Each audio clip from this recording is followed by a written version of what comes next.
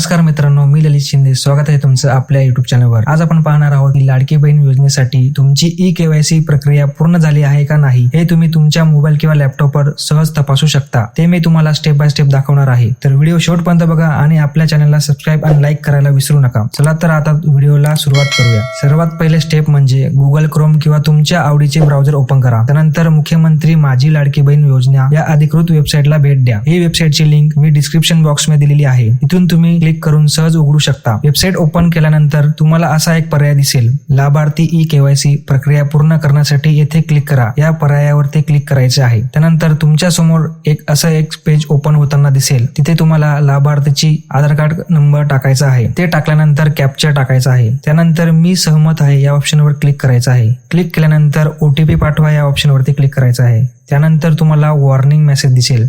या वॉर्निंग मेसेजचा अर्थच म्हणजेच तुमची ई-केवायसी प्रक्रिया पूर्ण झालेली आहे. तर मित्रांनो, या पद्धतीने तुम्ही लाडकी बहीण योजनेसाठी ई-केवायसी प्रक्रिया पूर्ण झाली की नाही हे तुम्ही सहज तपासू शकता. हा व्हिडिओ तुम्हाला आवडला असेल तर लाईक आणि सबस्क्राईब करायला विसरू नका. धन्यवाद.